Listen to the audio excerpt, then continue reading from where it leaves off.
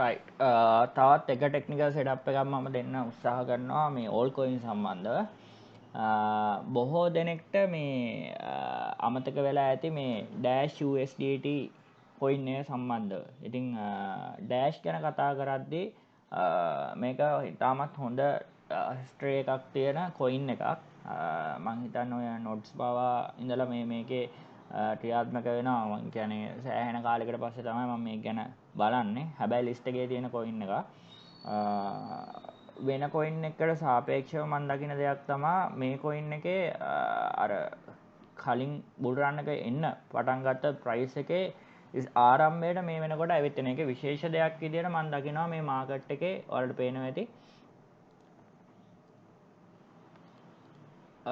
මේ මාකටේ පේන ඇති එයාගේ කලින් කියන්නේ 2019 තිබ්බ ලෙවල් එකට මෙයා නැවත ඇවිත් තියෙනවා. ඉතින් මේක හොඳ කන්ෆර්මේෂන් එකක් වෙනවා අපි මේ ඉන්නේ ඩිමාන්ඩ් එක කියන. ඉතින් මේක ඉතාමත් හොඳ කන්ෆර්මේෂන් එකක්. ඒ මෙතනින් එහාට මාකට් එක වැටෙන්න තියෙන පොසිබිලිටි එක මාර අඩුයි. හරිද? එතකොට ඔයාලට පේන ඇති මේ වෙනකොටත් මේ වෙළඳ පොළ තියෙන්නේ මේ අවුරුදු ගාණක් නැත්තම් මේ 2019 ඉඳලා දැන් ඉන්න තැන ඉඳලා ආපස්සට බලන සාමාන්‍ය අවුරුදු දෙකක විතර මේ මාකට් එක නවත්තගත්ත ස්ථානයක තමයි මෙයා නැවතිලා තියෙන්නේ. මෙතනින් එහාට මාකට් එක වැටෙන්න තියෙන chance එක ගොඩක් අඩුයි. ඔයාලා ඒක ප්‍රැක්ටිකලි දන්න දෙයක්.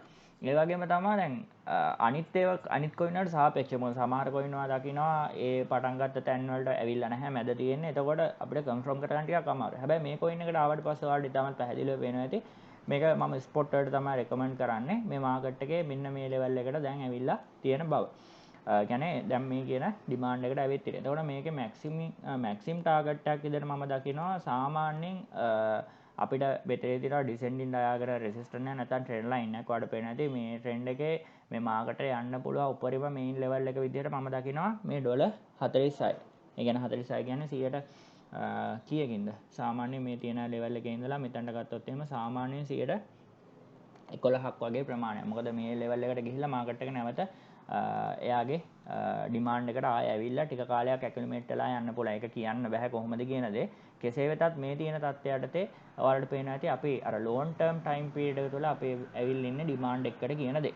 ඒ වගේම තමයි මේ 4 hours time period එකට මම යනවා. 4 hours time period ගියාට පස්සේ ඔයාලට පේනවා ඇති මෙන්න මේ ෂෝට් ටර්ම් කාල පරිච්ඡේදය තුළ මෙන්න මේ ස්ථාන ඉතාමත් පැහැදිලි ස්ට්‍රෝං ඩිමාන්ඩ් එකක් බවට මෙයා පරිවර්තනය කරගෙන තියෙන බව. එතකොට මේ වගේ තැනකදී ඔයාලට පේනවා ඇති මේ කවුන්ට් කරොත් එහෙම 1 2 3 4 5යි 6යි 7යි 8යි සාමාන්‍යයෙන් 10 වතාවක් විතර මේ ස්ථානයෙන් මෙයා බවුන්ස් වෙන්න try කරලා තියෙනවා. ඉතින් මේක හොඳ ස්ථානයක් වෙනවා මේ ඩිමාන්ඩ් එක මෙයාට බ්‍රේක් කරන්න බැරුව. ඒ කියන්නේ මෙතනින් මෙයා මිල ඉහළයි කියන දේ තහවුරු කරගන්න. ඉතින් මේ ඇනලයිස් එකක් ගත්තොත් එහෙම මෙන්න මේ වගේ. ඒ කියන්නේ අපි සාමාන්‍යයෙන් monthly time period එකට ගියත් අපිට පේන සරල දේ තමයි අපි ඇවිල්ලා ඉන්නේ long term demand එකකට. හරිද? එතකොට අර ඩිමාන්ඩ් එකේ ඉන්නවා නම් අපිට බයි කරන්න පුළුවන්. හැබැයි බයි කරන්න කරලා කොහෙන්ද අපි එක්සිට් වෙන්නේ? ඒක ඉතාමත් වැදගත් ප්‍රශ්නයක් වෙනවා අපි මාකට් එක ඇනලයිස් කරනකොට.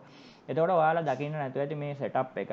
හරිද? මම හිතනවා මගේ ලිස්ට් එකේ තිබ්බ coin එක. මොකද මම හැම වෙලාවෙම මගේ සෙටප් ප්‍රෙපෙයාර් කරගෙන තියෙනවා ඉස්සරහට. يعني සාමාන්‍යයෙන් මම හදාගෙන තියෙනවා සෙටප් ටික මම මේවා ගන්නවා කියන දේ. එතකොට ඒ සෙට් එකේ තියෙන සමහර coin ඉතාමත් ප්‍රායෝගිකව වලට පේන ඇති ඉතාමත් පහසු ඇනලයිස් ගන්න.